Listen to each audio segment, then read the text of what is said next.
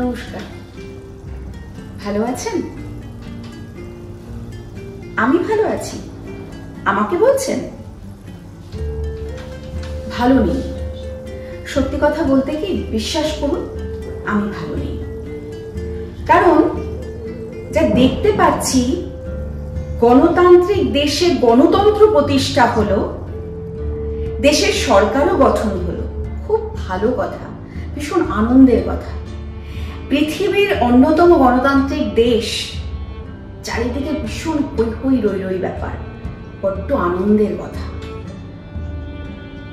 কিন্তু কোথায় যেন একটা কান্নার আওয়াজ শুনতে পাচ্ছি।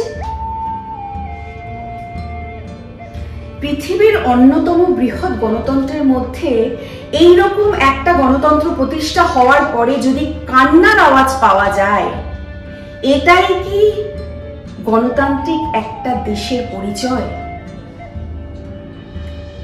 কান্না, শিশুর কান্না, মহিলার কান্না, বৃদ্ধ মা বাবার কান্না, কিসের গণতন্ত্রের প্রতিষ্ঠা? তাহলে কান্না বন্ধ হচ্ছে না কেন? জবাব আছে? উত্তর দিন সরকার মহোদয়। এ কেমন কান্না? এ কিসের কান্না? আপনার তো কান্না বন্ধ করা উচিত। আপনি বন্ধ করুন এ কান্না। প্রশাসনকে বলছি, কান্না বন্ধ করার দায়িত্ব তো আপনাদেরই। রাজনৈতিক পার্সোনালিটিদেরকে বলছি, আপনারা প্রশাসনকে চাপ দিন, কান্না বন্ধ করুন, কান্না বন্ধ করার প্রচেষ্টা নিন। বিশ্বাস করুন, হিউম্যান রাইটস ডিফেন্ডার্সের তরফ থেকে নয়, একজন সাধারণ মানুষ হিসেবে বড্ড লজ্জা লাগে আজকে। শিশুরা কাঁদছে তার বাবার জন্য, মেয়েরা কাঁদছে তাদের স্বামীর জন্য, মা বাবারা কাঁদছে তাদের সন্তানের জন্য।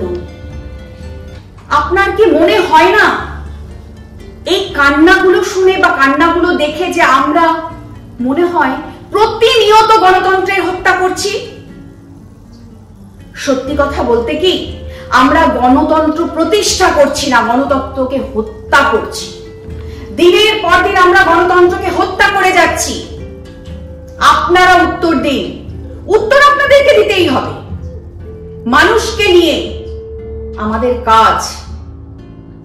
মানুষ কিন্তু আপনাদের ক্ষমা করবে না, জেনে রাখবেন। সাবধান, এই ধরনের মানুষ কিন্তু বড্ড ভয়ঙ্কর।